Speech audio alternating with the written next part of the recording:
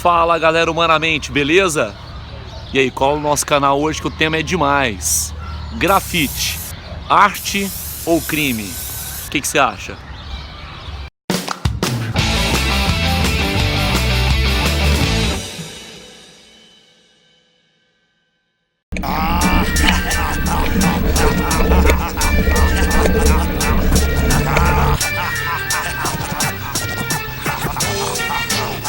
Sou sabotagem, bom lugar.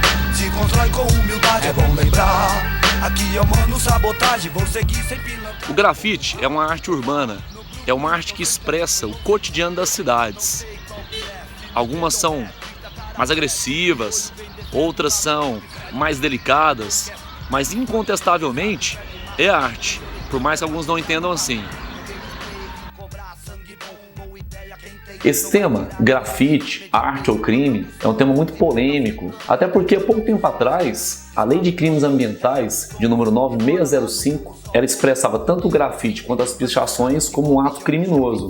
Isso mudou há pouco tempo atrás, descriminalizando o grafite, que nós entendemos como uma expressão artística nas cidades. As cidades, os ambientes urbanos, são esses painéis não convencionais de uma arte. Alguns entendem assim como arte, outros não. Cabe diferenciar o que é grafite, o que é pichação. Para falar de grafite e de pichação de uma maneira um pouco mais séria e serena, a gente tem que entender que são duas coisas diferentes. Há uma correlação em um momento mais recente da história, mas são duas coisas bem distintas. Vamos lá. O grafite, ele tem uma história antiquíssima, as raízes do que a gente chama de grafite, que é uma arte, é uma forma de arte, que está ligada ali ao muralismo, mas que você pode levar até para a questão da pré-história. Você tem ali as pinturas rupestres, né, do período do Paleolítico. É uma forma de arte, uma forma de expressão que embeleza a cidade, torna a cidade mais poética. Nós temos grandes grafiteiros, um que eu sou fã pra caramba é o Cobra. Agora, quando a gente fala de pichação, aí não. Pichação é uma forma de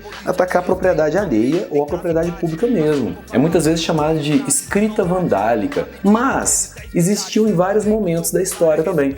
Já em Roma, nós temos a pichação. Em Pompeia, que foi uma cidade soterrada ali depois da erupção do vulcão Vesúvio, quando tiraram ela debaixo da terra ali no final do século XIX, perceberam que já havia escrita vandálica, já tinha pichação. E a pichação ela é marcada por essa agressão à propriedade alheia ou pública, mas em vários momentos ela teve um papel político, um papel de protesto que a gente tem que discutir de uma maneira um pouco mais aprofundada. Por exemplo, durante as diretas já, movimento extremamente importante político no Brasil nos anos 80 ali para a votação da emenda Dante de Oliveira para eleição direta para presidente, era muito comum você ver essa pichação diretas já. Outra coisa, outro momento importante também foi a baixa ditadura. Essa pichação, que aí é pichação, não é uma obra de arte, é uma escrita vandálica.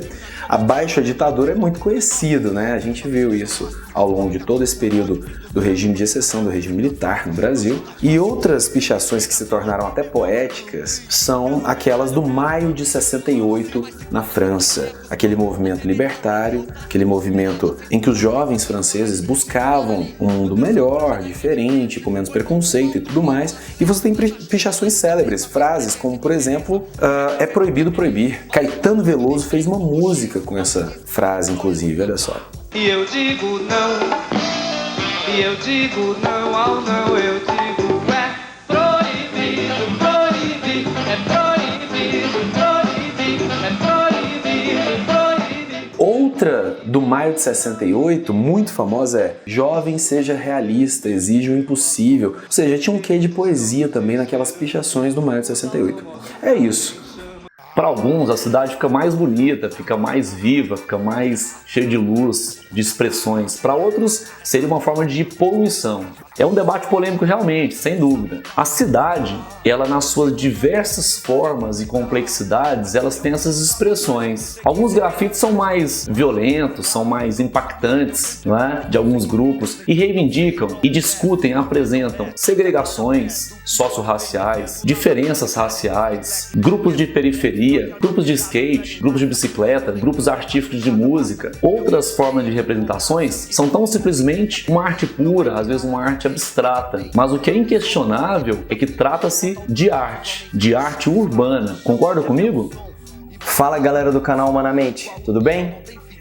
Na visão da sociologia das cidades, principalmente baseado num pesquisador americano chamado Richard Sennett, ele fala que uma das grandes características das cidades contemporâneas é que elas se tornaram espaços frios, sem vida, onde as ruas são basicamente locais para o fluxo de pessoas, para o fluxo de mercadorias, vinculada basicamente a uma lógica de circulação do próprio capital. Mas existe uma maneira muito interessante, poética, lúdica e colorida de nós realizarmos intervenções nas cidades. E dessas intervenções urbanas, o grafite desempenha um papel fundamental. O grafite funciona como uma ferramenta simbólica que pega esse espaço vazio apenas da circulação e projeta nele símbolos e significados outros, múltiplos. Significados, como o professor Bruno já havia dito, políticos, significados raciais, significados sociais, fazendo com que essa massa urbana, fazendo com que esse concreto se torne cada vez mais vivo, cada vez mais alegre e, naturalmente, um espaço em que a cidadania pode ser exercida de maneira mais completa.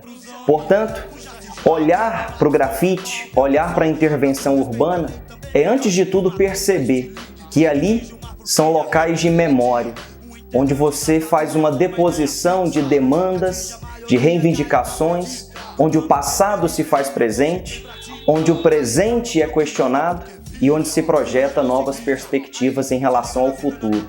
Portanto, quando você estiver andando pelas cidades, não olhe para baixo, olhe para os muros. Ali existe uma carga simbólica que une todos, criando uma relação de interação, de fraternidade e de cidadania. Valeu! No início dos anos 1980, surgiram em São Paulo as primeiras expressões de grafitagem, feitas pelo etíope Alex Valauri. Eram expressões políticas, como a famosa obra de arte Boca de Alfinete, que fazia uma referência à censura. Em seguida, começaram a aparecer frangos e araras pedindo diretas já. No dia 14 de janeiro de 2017, o prefeito de São Paulo, João Dória, anunciou que alguns painéis seriam apagados, em um programa chamado São Paulo Cidade Linda. Isso gerou uma intensa polêmica na cidade de São Paulo e em todo o Brasil, você deve ter acompanhado isso. E aí, humanos, tudo bem? A nossa conversa hoje vai ser bem mais leve, vai ser uma dica musical. Olha, você bem sabe que na redação do Enem não é indicado que você embase a sua argumentação com letras de música. Letra de música não serve como embasamento de argumento na maioria das vezes. É bom que você crie sua argumentação, o alicerce da sua argumentação, a partir de dados concretos, exemplos, números, argumentos de autoridade dentro daquele ramo, remissões históricas, por exemplo. Isso sim dá mais consistência, mais robustez à sua argumentação. Mas vez ou outra, a depender do tema, fazer uma alusão a uma música pode ser interessante, pode conferir um toque único ao seu texto.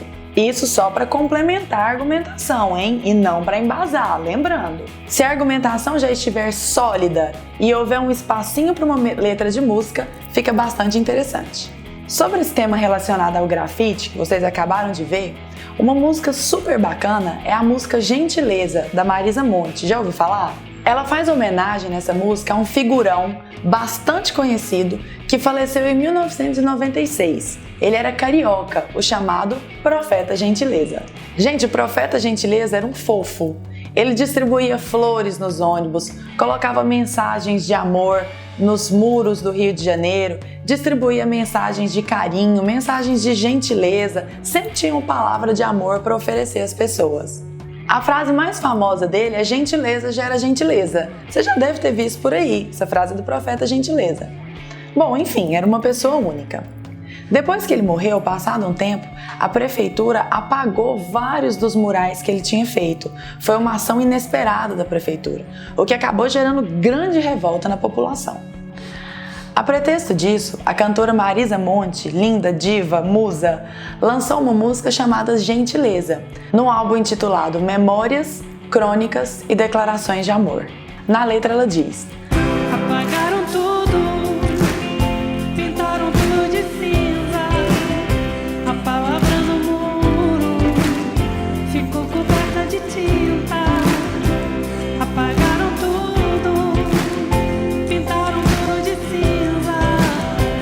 Só ficou no muro, tristeza e tinta fresca.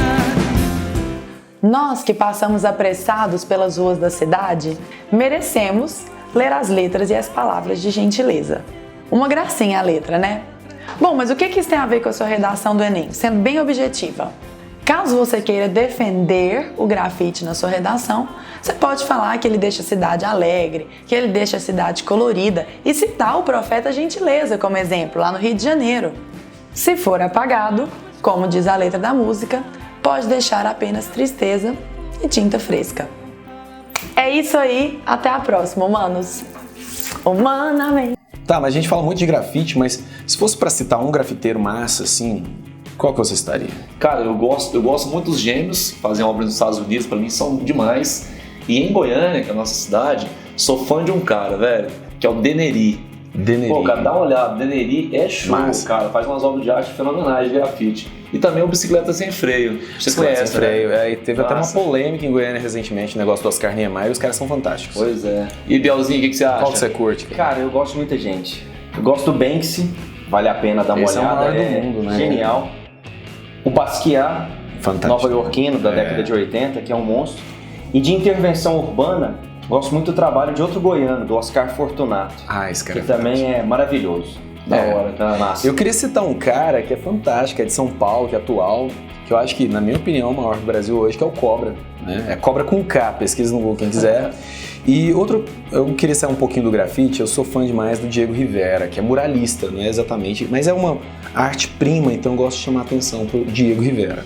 Sem contar que o muralismo tem uma pegada política também que no grafite se faz muito forte, é muito presente. Massa. Fantástico. É isso aí, cara, massa. Isso aí, valeu, galera. Isso aí.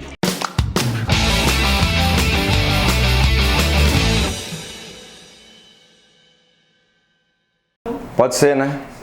Tá bom. Vamos lá. Porra, bicho. Ficou legal. Ficou beneficioso.